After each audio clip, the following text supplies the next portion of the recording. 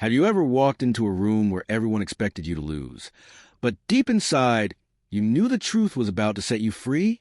That's exactly how I felt the day I stepped into courtroom. The HOA sat there, dressed in their suits, whispering to each other with smug smiles. They thought they had already won. To them, I was just one person standing against a powerful organization. But what they didn't know was that I wasn't standing alone. I had the truth, the law, and the weight of justice behind me. The courtroom was packed.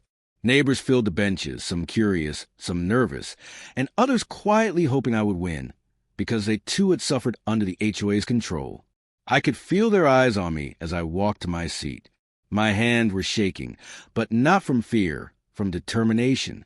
This was the moment I had been preparing for, the moment to defend my family's farm and expose the HOA for what they truly were. The judge entered, and the room fell silent. Papers shuffled, lawyers stood tall, and the battle began. The HOA's lawyer was slick, confident, and arrogant. He started with a booming voice, claiming the cabins were built for the benefit of the community, and that I was being selfish for not supporting progress. He painted the HOA as heroes, lifting the neighborhood to new opportunities. The audience nodded. Some even clapped under their breath. For a moment, it felt like the room tilted against me. But then it was my turn. I stood, holding the thick folder of documents I had collected. My voice was steady as I began to tell the story. Not just my story, but the story of my family's land. I showed the deed proving ownership.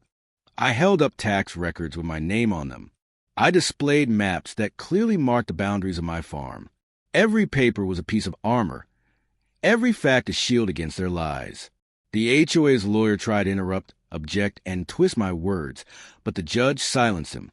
The more I spoke, the stronger I felt. I wasn't just fighting for land. I was fighting for justice, for fairness, and for every person who had ever been bullied by people in power. My words weren't fancy, but they were honest. And sometimes, honesty cuts deeper than any lawyer's tricks. Then came the turning point. I revealed something the HOA didn't expect. Proof that they had knowingly built on land they didn't own. I had found emails, leaked by a concerned neighbor, showing that the HOA board was fully aware the property was mine. They had discussed it in their meetings, admitting they had no right, but decided to build anyway, assuming I wouldn't fight back. When I read those words aloud, the courtroom gasped. The smug smiles on the HOA board's faces vanished. The judge leaned forward, eyes narrowing. That moment, I knew the truth had struck deep. The HOA had not just overstepped. They had committed deliberate trespass. They had stolen from me. And now the evidence was undeniable. The trial continued for hours, arguments flying back and forth. But the tide had turned. My lawyer, a sharp but humble man, hammered them with facts. The HOA scrambled, their confidence crumbling piece by piece. They tried to say the cabins were nearly finished and would be a loss to the community if torn down. But the judge wasn't buying it. He kept asking them the same question. Did you have permission to build on this man's land? And every time they stumbled, finally, the day came for the judgment. The courtroom was silent as the judge cleared his throat and began to speak. I held my breath, my heart pounding in my chest. This was it, the moment that would decide everything. The judge's words were sharp, clear, and powerful. He declared that the HOA had acted unlawfully, that they had trespassed, and that they had no right to take what was mine. Then came the shocking twist, the part that made the entire courtroom explode in whispers. The judge ruled that not only did the HOA have to return my land, but every single cabin they had built now legally belonged to me. I almost couldn't believe my ears. The cabins, the very symbols of their arrogance, were now mine.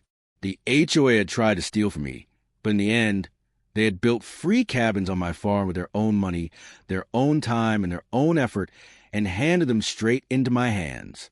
The HOA board looked crushed. Their faces turned pale, their eyes darting around the room in disbelief. The same people who had mocked me, bullied me, and treated me like I was nothing now sat there powerless, defeated by the very truth they thought they could bury. Neighbors who had stayed quiet for so long erupted in applause. Some even stood, clapping and cheering. For them, it wasn't just my victory. It was a symbol that the HOA could be beaten, that bullies could be stopped. For me, it was more than just winning cabins. It was about protecting my family's legacy, proving that no one had the right to take away what generations had built. When I walked out of that courtroom, the air felt lighter. I was no longer just a farmer who had been robbed. I was a man who had stood up and won. And as I drove back to my land, looking at those cabins standing tall on my fields, I couldn't help but smile. They were supposed to be the HOA's pride, but now they were my victory. The story spread quickly. People from nearby towns came to see the cabins the HOA lost. It became a symbol of justice, a reminder that no matter how powerful someone seems, the truth will always stand stronger. And every time I looked at those cabins, I felt gratitude, not for the HOA, but for the fight, the struggle, and the lesson that came with it. Because here's the truth. Sometimes life puts you in battles you never asked for. Sometimes people will try to take what's yours, thinking you won't fight back. But when you stand firm, when you refuse to give up, and when you hold on to what is right, you don't just win back what was stolen. You win something bigger: respect, pride, and the knowledge that justice is still alive. So now, whenever I walk across my farm, I don't just see cabins. I see proof that standing up to bullies is always worth it. Proof that even one person can change everything when they refuse to be silent. Proof that what's yours will always be yours if you're brave enough to fight for it. Backhand index pointing right if the story inspired you. Remember this. Never let anyone walk over you, no matter how powerful they seem. Stand up, fight back, and protect what's yours, because justice will always find its way. Have you ever woken up one day and realized that something you owned, something you worked hard for, was being stolen from you right in front of your eyes? That is exactly what happened to me. One morning, I stepped out onto my farm expecting the usual peace of fresh air, open fields, and the sound of birds. Instead, I found workers hammering, sawing, and shouting. At first, I thought I was dreaming. But no, it was real. The Homeowners Association, the same group that was supposed to stay out of my life, had built cabins on my land without asking me, without permission, and without even telling me. Now, let me back up a little, because you might wonder how something like this could even happen. I own a farm that had been in my family for generations. It wasn't just land to me. It was history, memories, and my future. My grandfather tilled that soil with his bare hands. My father expanded it, and now it was my responsibility to keep it safe. That land was more than acres of dirt and grass. It was a place where my family gathered, where harvests were celebrated, and where hard work turned into food on the table. Owning that farm was a matter of pride, but also a survival. The HOA had always been a nuisance in the neighborhood, but I never thought they'd come for me. They were strict, controlling, and thought they owned everything in sight. They fought with neighbors about the color of mailboxes, the height of fences, even the kind of flowers planted in front yards. But my farm wasn't even under their HOA rules. That was the shocking part. They had no authority over me, yet somehow they acted like they did. It all started with whispers. A few neighbors mentioned that the HOA was planning some community cabins for visiting tourists. Supposedly, it was a way to increase neighborhood value and bring in extra funds. I didn't pay much attention at first. I thought, they'll never touch my farm. It's private land and they know it. But I underestimated their arrogance. One day, I noticed trucks parked near the edge of my property. I assumed they belonged to construction workers doing a job somewhere nearby. But then the trucks kept coming back. I saw surveyors walking around with measuring tools, and I waved at them, but they avoided eye contact. Something felt wrong, but I still didn't imagine the truth. Then came the real shock. Over a single weekend, they started building. Huge wooden frames went up. By the time I realized what was happening, 3 cabins were already halfway finished on MY land. My land. They didn't ask, they didn't notify me, and they didn't care. The HOA leaders stood there with clipboards, giving orders like they owned the place. I stormed over to them, my heart pounding with anger. What are you doing on my property? I shouted. They looked at me like I was the one trespassing. The HOA president, a man named Richard who always wore suits even on hot summer days, gave me the coldest smile I'd ever seen. We're building for the community, he said. "These cabins are going to benefit everyone. You should be grateful." Grateful? For strangers stealing my farm and turning it into a construction site? My blood boiled. I told them to stop immediately, to get their workers off my land. But Richard just shrugged. He claimed the HOA had a right to expand into my property because it was unused and would be better served by their project. I was speechless. How could anyone think they had the right to steal someone's land just because they thought it wasn't being used the way they wanted? It was robbery, plain and simple, but the HOA didn't care about right or wrong. They cared about control. I tried everything at first. I called the workers aside and told them they were trespassing, but they said the HOA had hired them and they were just following orders. I called the local police, but they shrugged it off as a civil matter and said I'd have to handle it in court. Meanwhile, the cabins kept going up. Every day, I watched more wood, nails, and shingles cover the soil my family had worked so hard to protect. My neighbors were shocked too, but most of them were too scared to stand up to the HOA. "Don't mess with them," one whispered. "They'll make your life miserable." But how much worse could it get than having my land stolen? I knew I couldn't let this go. My farm wasn't just dirt, it was my legacy. And if the HOA thought they could walk all over me, they were in for a fight. But fighting them wasn't easy. The HOA had money, lawyers, and influence.